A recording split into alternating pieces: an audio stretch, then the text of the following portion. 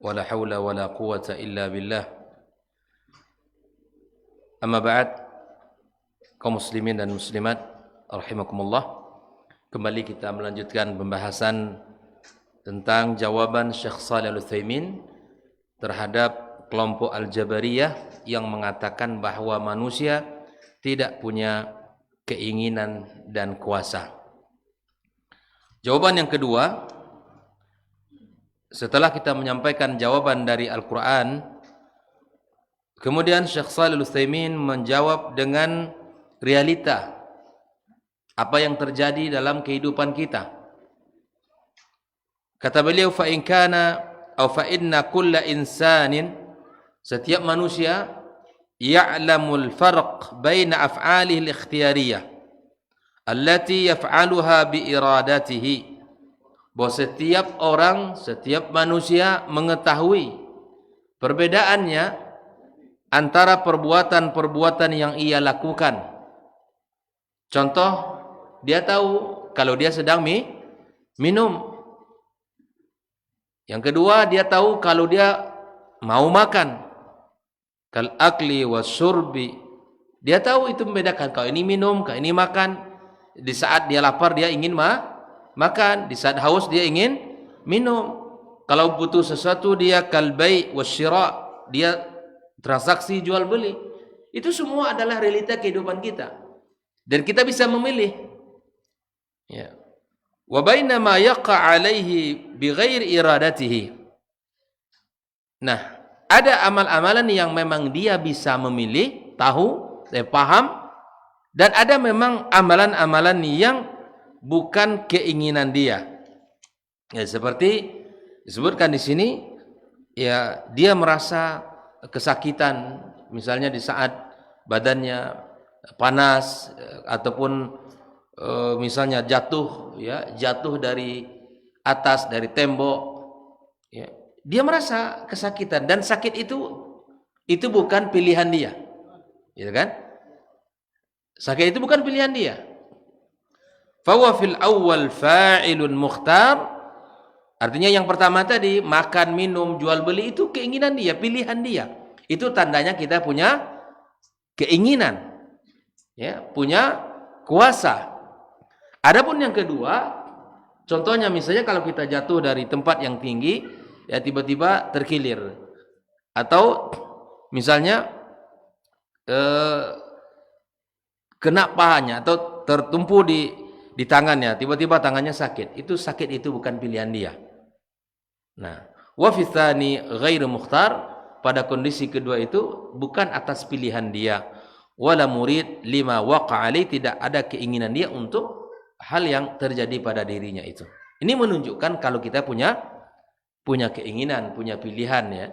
Bukan seperti yang mereka katakan, kita ini terbebas, tidak punya keinginan dan tidak punya pilihan. Maka kita seperti layang yang dimainkan. Bukan seperti itu. Nah, kemudian setelah itu Syekh Shalih Al-Utsaimin ingin menjawab pula kekeliruan kelompok Qadariyah yang mengatakan kita punya kuasa utuh, punya kemampuan sempurna, tidak ada kuasa dan kehendak Allah di kita. Nah, ini kebalikan dari yang pertama ini. Ya. Lalu kemudian Syekh Shalih Al-Utsaimin menjawab pula kekeliruan orang-orang Qadariyah dengan mengatakan, fa innallaha ta'ala khaliqu kulli syai'. Allah lah yang menciptakan segala sesuatu. Wa kullu syai' kain bi masyiati. Setiap sesuatu itu terjadi atas kehendaknya. Wa qad bayyana Allah ta'ala fi kitabih. Allah telah menjelaskan di dalam kitabnya, anna af'alal ibad, perbuatan hamba itu taqa'u bi masyiati, terjadi atas kehendak Allah. Seperti kita contohkan di awal tadi, kalau bukan karena atas izin Allah, tidak akan terjadi pertemuan kita di maghrib ini. Faqala ta'ala, walau syaa Allah, kalau Allah berkehendak, kalau Allah berkeinginan, maqtatala alladhina min ba'dihim min ba'di ma ja'atuhumul bayyinat walakin ikhtalafu. Kalau Allah berkehendak, tidak akan ada terjadi, ya, iktital, permusuhan, peperangan ya orang-orang setelah mereka, setelah datang ya petunjuk kepada mereka, tetapi mereka berselisih. Faminhum, ada di antara mereka kata Allah, man amana, ada yang beriman, wa minhum man kafar, ada yang kafir setelah datang petunjuk. Walau syaa Allah maktatalu walakin Allah yaf'alu ma yurid. Allah yang punya kehendak semuanya. Allah jadikan malam dan siang, Allah jadikan mukmin kafir, ya Allah menjadikan kaya miskin, Allah jadikan pendek dan tinggi, ya putih dan hitam, semuanya, laki-laki dan perempuan. Itu semua atas kehendak Allah. Dan perbuatan Allah tabaraka wa taala yang mengatur, yang menciptakan, yang mengurusi disebut dengan tauhid. Tauhid rububiyah, kita esakan Allah dalam ciptaannya. Nah, walau syi'na la'ataina kulla nafsin hudaha walakin haqqal qawlu minni la'amla'anna jahannama minal jinnati wan nasi ajma'in. Kalau Allah berkehendak semuanya akan dapat petunjuk. Kalau Allah berkehendak semuanya. Tapi semua itu Allah berikan, Allah lakukan atas kehendaknya, atas keinginannya, ya. Dan kata Allah, aku akan penuhkan jahanam dari golongan jin dan manusia. Ya. Orang-orang yang tidak beriman kepada Allah akan Allah azab. Orang-orang yang beriman akan Allah selamatkan. Faman zuhziha 'anil nari wa udkhilal jannata faqad faz. Yang Allah selamatkan ya dari neraka dan Allah masukkan ke dalam surga, sungguh mereka orang-orang yang beruntung. Ikhwafillah. Adapun dalil akal kata Syekh Shalih Al-Utsaimin, fa innal kauna kullahu mamlukun lillahi ta'ala. Seluruh alam ini milik Allah, dalam kuasa Allah, ya. Wal insan min hadzal kaun, dan kita bagian dari ciptaannya. Fa huwa mamlukun lillah, kita ini milik Allah, atas kuasa Allah. Wala yumkin lil mamluki ay yatasarrafa fi mulkil malik illa bi idnihi wa masyiatihi. Tak mungkin bagi seorang ya untuk ya sebagai hamba bergerak berkuasa pada milik sang tuan tanpa ada izin dan ya tanpa ada izin dan kehendak yang pemilik. Iya kan? Kita nggak mungkin berkuasa pada sesuatu yang kita tidak memilikinya. Pastilah semua itu atas kuasa dan izin yang memilikinya. Inilah dua jawaban yang disampaikan oleh Syekh Shalih Al-Utsaimin untuk kelompok Qadariyah yang meyakini bahwa manusia seutuhnya berkehendak, tidak ada kuasa Allah, tidak ada ya pengaruhnya Allah Subhanahu wa taala atas dirinya. Lalu kemudian di akhir pembahasan Syekh Shalih Al-Utsaimin menyebutkan ya tentang ahdaful aqidatil islamiyah, yaitu tentang tujuan-tujuan akidah Islam ini. Kita mempelajari akidah Islam ini sebenarnya untuk apa? Apa yang ingin kita capai, ingin kita dapatkan ketika kita belajar akidah Islam ini.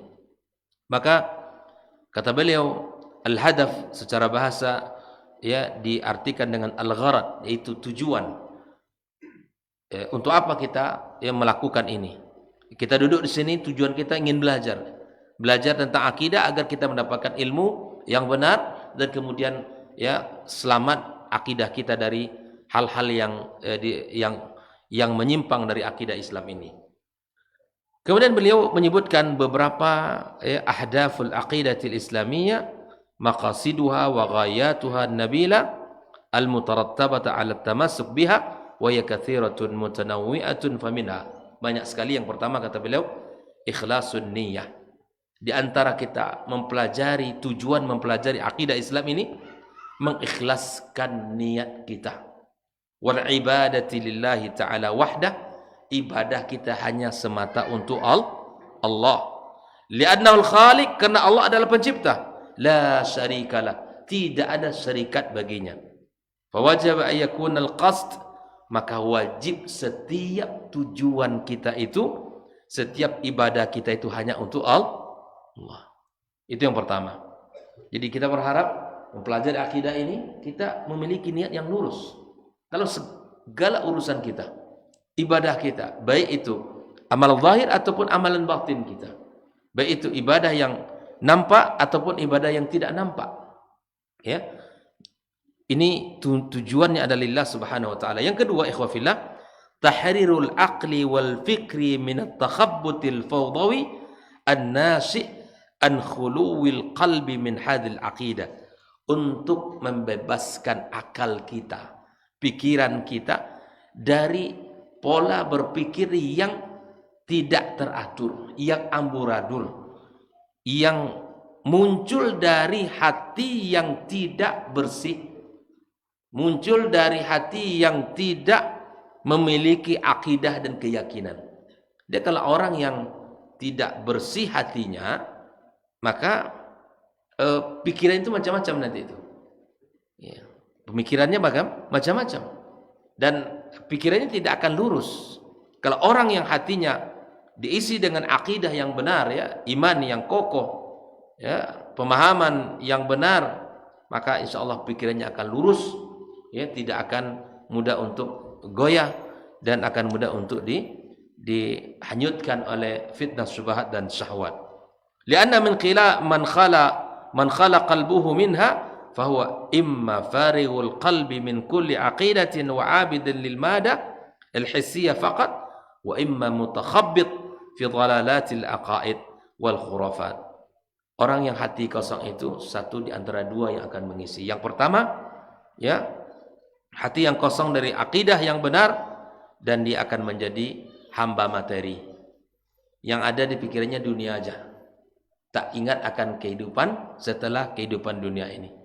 Yang dikejar hanya dunia. Itu hati yang kosong. Atau kata dia, akibat hati yang kosong, kata Syekh Shalih Al-Utsaimin, dia akan jatuh kepada kesesatan-kesesatan akidah dan penyimpangan-penyimpangan, khurafat-khurafat, dan seluruh hal yang menyimpang dari agama. Makanya orang yang tidak benar akidahnya, ikhwah, itu sangat mudah untuk dilencengkan, mudah untuk dibelokkan. Ya, sedikit saja, ya, walaupun dia warnanya atau polanya agama, tapi akidahnya tidak betul, seakan-akan benar dia. Jelas ya. Kita alhamdulillah nikmat hidayah, nikmat sunnah ini kita rasakan. Dan ketika ada misalnya, ya, sesakit apapun kondisi kita, tahu kita kalau di situ akan tergadai akidah kita, pergi tidak kita? Tidak mungkin, biarkan kita mati. Itu kalau akidahnya benar, kalau hatinya diisi dengan iman. Tapi kalau tidak, ya, asal lai sehat, bau baik ke situ. Tidak dia pikirkan akidahnya itu di mana diletakkan. Tidak dipikirkan kalau dia Allah cabut dalam akidah seperti itu, di mana ujung kembalinya. Tidak dipikirkan. Orang yang tidak punya ilmu, yang tidak punya, ya, akidah yang benar, itu akan mudah. Apalagi dengar dia orang pintar. Tidak pintar semua orang. Itu kan bahasa yang dipakai untuk mengelabui banyak orang. Atau bahasa hari ini disebut dengan, ya, uskun, ustad dukun. Itu istilahnya sekarang hari ini. Dia namanya uskun, ustad dukun. Nyo dukun, dia cenda ustad. Aca bismillah, jua pakai sorban, jua pakai peci, jua pakai jubah, jua uskun. Itu istilahnya hari ini. Banyak. Dia ngobati orang dengan jin, nyo pakai jin. Tidak bisa. Sesuatu yang batil. Tidak bisa dia dicampur adukkan. Kapan kita bisa melihat itu sebuah kebatilan kalau akidahnya benar? Cobalah. Kalau akidahnya benar, insya Allah, ya, kemanapun dia akan pergi tidak akan takut, karena dia punya Allah Sang Maha Kuasa yang akan menjaganya. Nah ini, ikhwafillah. Jadi hindari yang namanya uskun, ustad dukun. Ya. Nya dukun pura-pura jadi ustad lahnya. Baik. Kemudian yang ketiga kata Shalih Al-Utsaimin, ar-rahatun nafsiyah, orang yang akidahnya benar, ya, yang sudah memiliki pemahaman yang benar, maka dia akan mendapatkan ketenangan jiwa, wal fikriyah, dan ya ketenangan kelurusan dalam berfikir, ya. Fala qaliq fi nafs wal ittirab fil fikir. Tidak ada gangguan dalam jiwanya, ya, tidak ada pemikirannya, tidak ada hal yang menyeleneh. Karena hadil aqidah, ya, tasilul mu'min bi khaliqihi, akan mengantarkan kita kepada sang pencipta kita. Orang yang benar akidahnya, ikhwafillah, dia akan, ya, sampai kepada Allah tabaraka wa taala dengan benar, insyaallah, ya. Kemudian Allah Subhanahu wa taala meridainya, dan kemudian Allah Subhanahu wa taala, ya, menjadikan ketenangan dalam hatinya, dan Allah jadikan dadanya lapang untuk Islam ini, dan tidak ada yang menyimpang dari agama yang mulia ini. Jadi setelah kita mempelajari akidah ini, insyaallah kita akan bisa meluruskan niat kita, kemudian pemikiran kita akan lurus, jauh dari pemikiran-pemikiran yang menyimpang, ya, yang menyeleneh. Kemudian kita akan merasakan nikmatnya hati kita dan tentramnya jiwa kita, lurusnya pemikiran kita. Yang keempat, salamatul qasdi wal amal min al-inhiraf fi ibadatillahi tabaraka wa taala, ya, selamatnya tujuan kita dan amal kita dari segala bentuk penyimpangan dalam ibadah kepada Allah, au muamalatil makhlukin, dan kita juga benar di dalam bermuamalah dengan orang, ya, lianna, ya, min ususihal imanu bir rusul, karena dasar itu semua adalah iman kepada Rasul, yang meliputi mengikuti cara dan jalan mereka, jalan yang selamat dengan tujuan dan amal yang benar.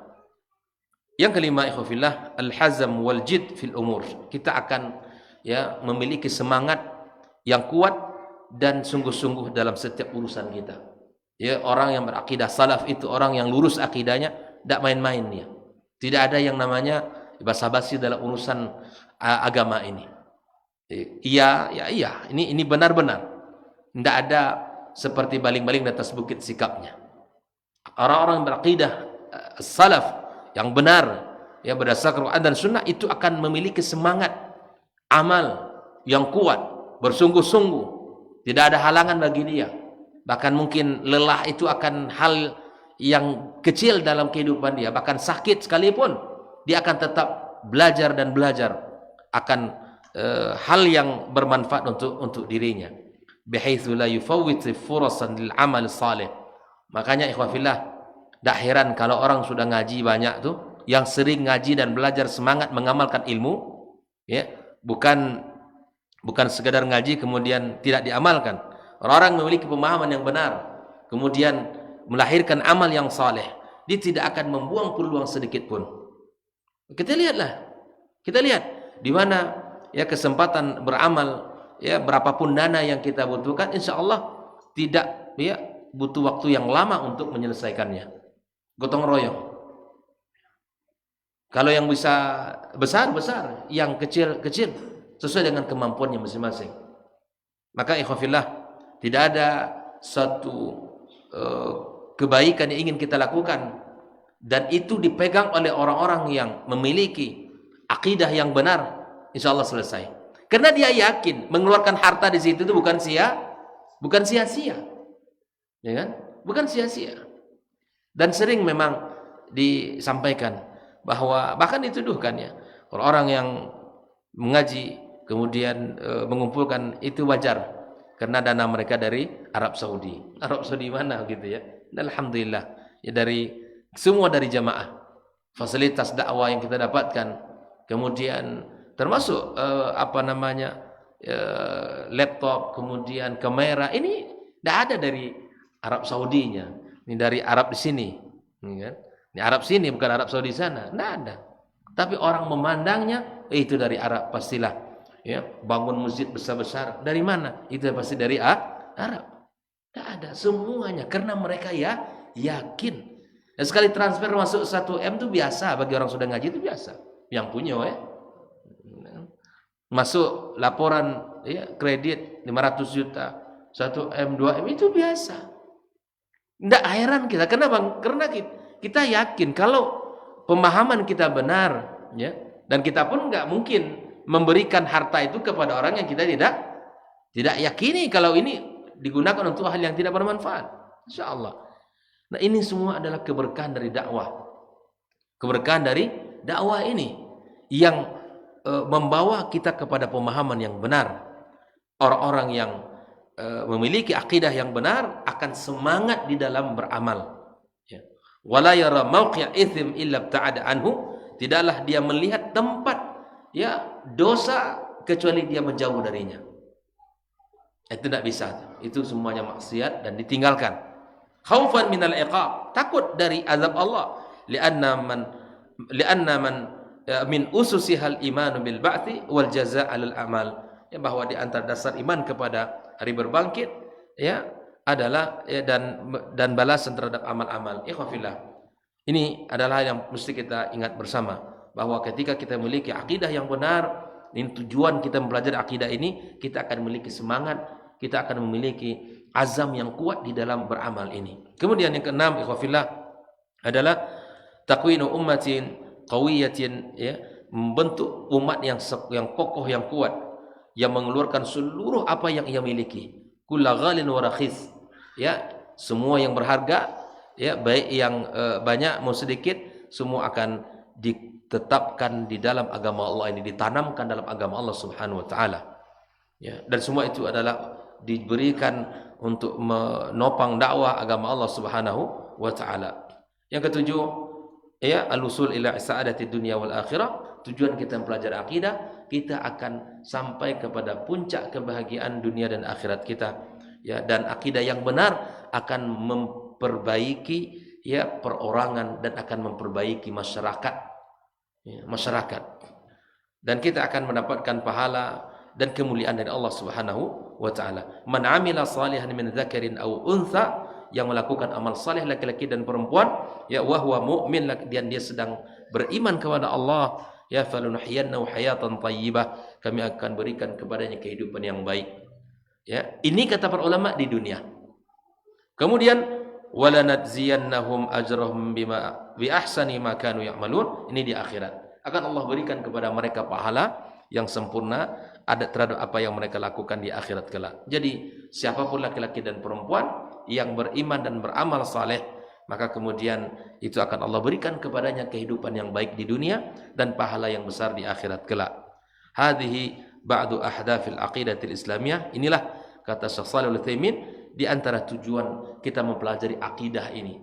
Kenapa kita sering ya masjid ini belajar akidah lagi, ini akidah lagi, akidah, karena supaya kita betul-betul lurus di dalam agama ini. Nah, sekali lagi yang kita rasakan setelah kita belajar akidah, kita akan memiliki ya cara pikir, cara pandang yang benar, ya, semangat yang kuat. Kita akan berhati-hati ya dengan dalam pola kehidupan kita. Ya, narjullah tabaraka wa taala ayuhaqqiqaha lana. Semoga Allah tabaraka wa taala memberikan itu kepada kita semuanya, wal jami'il muslimin, kepada seluruh kaum muslimin. Innahu jawadun karim. Walhamdulillahi rabbil alamin. Wa sallallahu wasallam ala nabiyyina Muhammadin wa ala alihi wa sahbihi ajma'in. Dengan demikian kita sudah selesaikan kitab ya Nubdzah di dalam akidah Islam ini. Yang mudah-mudahan Allah Subhanahu wa taala ya berkahi pertemuan kita, dan Allah jadikan ya apa yang kita pelajari sebagai ilmu yang bermanfaat dalam kehidupan kita. Insyaallah akan kita sambung pada kitab yang lain. Insyaallah kita akan sesuaikan dengan kebutuhan jemaah dan sesuai dengan apa yang kita sepakati dengan pengurus insyaallah taala. Terima kasih dan saya minta maaf atas segala kekurangan. Semoga Allah Subhanahu wa taala mengampunkan dosa-dosa kita semuanya, dan kita dipertemukan Allah dalam kebaikan, dan Allah kumpulkan kita dalam surganya sebagaimana Allah kumpulkan kita di tempat yang mulia ini. Wassalamualaikum warahmatullahi wabarakatuh.